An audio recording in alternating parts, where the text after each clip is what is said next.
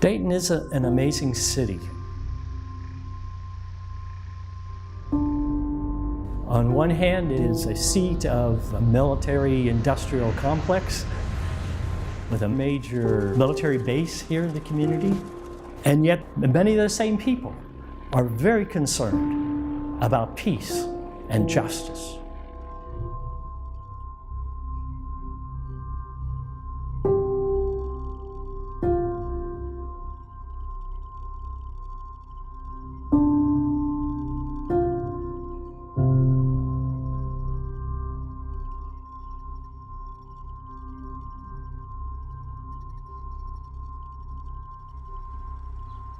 Hospitality is the key to our community, and that becomes the core principle when we meet with other people, to welcome them and to offer them the most hospitable environment that we can.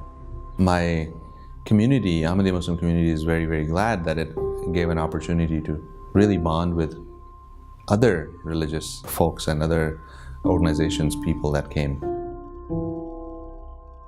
and gave us an opportunity to work together. Thank you so much for having us. I am a volunteer with Presbyterian Disaster Assistance. Good evening. My name is Sally Dyer. 2 years ago, I saw Locked in a Box for the first time at our annual meeting and was just stunned by what I saw and what I didn't know. I was shocked at what was in the film about immigration detention. I had no idea. I thought, how is it that I can continue my life as I do every day? There are people within miles of where I live that are locked in a box, and it's just not okay not to respond somehow, some way. I got online because there was a map in the film that showed all these red dots all around the United States of detention centers, and there were 2 in Ohio. Much to my dismay and shock, I found out that there's one about 30 minutes from where I sit right now. This is happening in our neighborhood. So I came back to Dayton and said, I really want to show this film. That's why we decided, well, what if we put it in a nonprofit space that's kind of neutral? A college? What if we put it at a congregation? What if we put it at a mosque? The Peace Literacy Foundation is built on the idea that there is a way to work across the spectrum to build peace in the world. What we are missing in our society is that we are so much used to getting our information in a soundbite. I think the gravity of these issues can only be appreciated if we take our time and fully try to understand. I think at the grassroots levels, education is the key, and education requires really sitting down and understanding the issue. Even if it makes us feel uncomfortable, the truth must come out. My dad, more than anything, was grateful. They just embraced us and brought us into this community and made us feel safe. I need to do this to honor my dad's memory because I was a refugee. When we see these films, we bring people to these events that can share their stories. And through the power of these stories, I think we can build a community that can figure this out and do some good. I came to America, the first thing I remember standing at the homeroom, before the homeroom, and taking the pledge, liberty and justice for all. We can help by truly looking inwards and seeing, are we being hypocrites? How can we help these people who are out there, who have come through the deserts and through the land and through the seas to get to this promised land? It brought about quite a few emotions in me that I had forgotten about. Refugee suffering is kind of forgotten and ignored. It made me feel kind of guilty also. But we kind of forget the price they have paid for the freedom.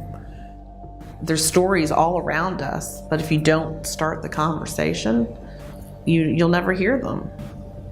They get into our heart, they get into our mind, and we can't get them out of our head. I think stories are a way that we can move away from the polarization. And without the films, a lot of those conversations would never have happened. We need to open our ears and our eyes and our hearts.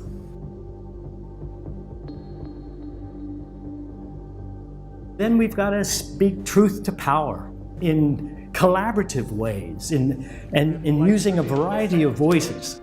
And she rises and goes to the front. What did you say your name was? Yep, I totally will.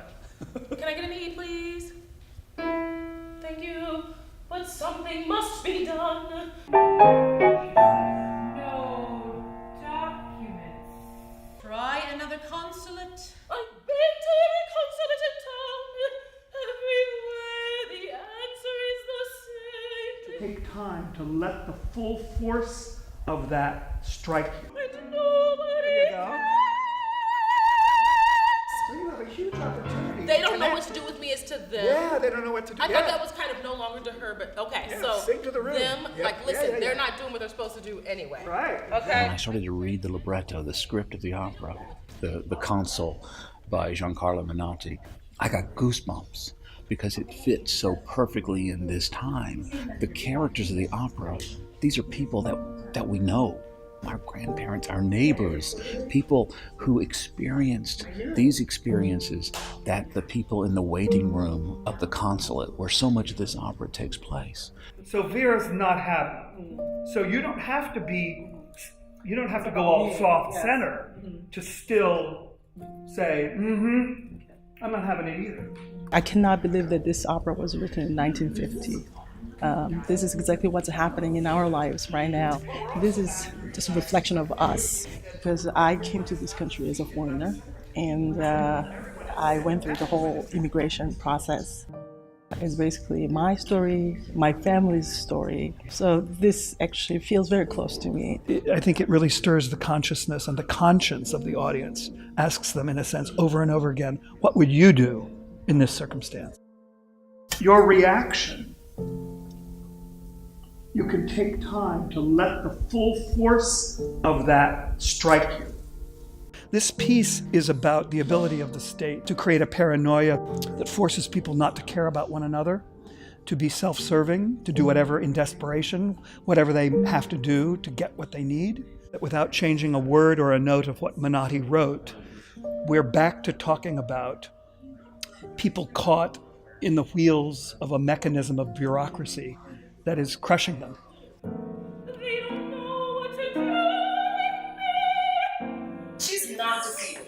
No, she's a fighter. Okay. And she's desperate. Okay. When the theater becomes an empathetic exchange, when compassion is what's required, and when, frankly, outrage is stirred into action, then the theater is doing what its most powerful tool is. I've been to every consulate in town. Everywhere the answer was the same. There's nothing they can do for me. And nobody cares. Good.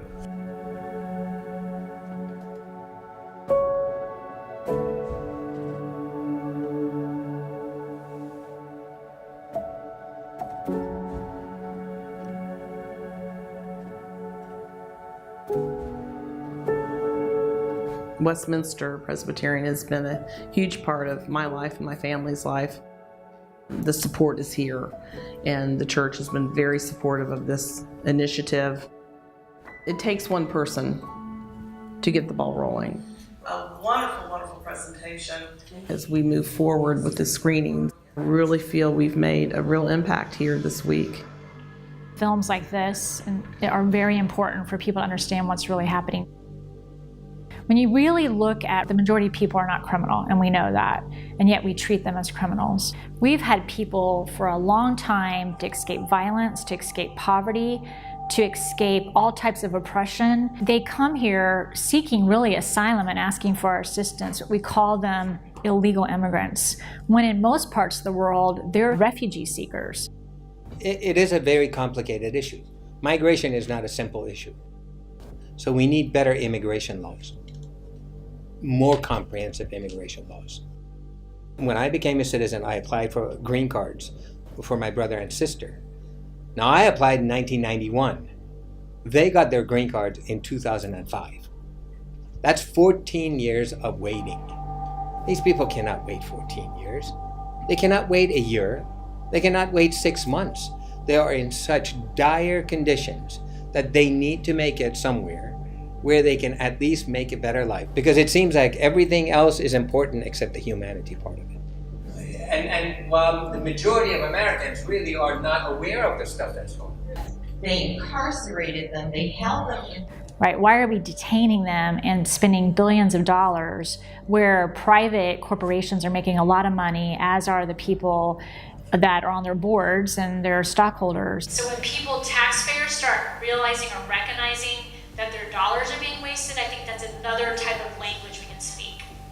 Locked in a Box is very impactful of showing us the underbelly of our lack of humanity as Americans. And I think forums like this are a really good opportunity to think of ways that we can engage and inform our citizens and then take action in our own community. But action begins at home, it begins locally.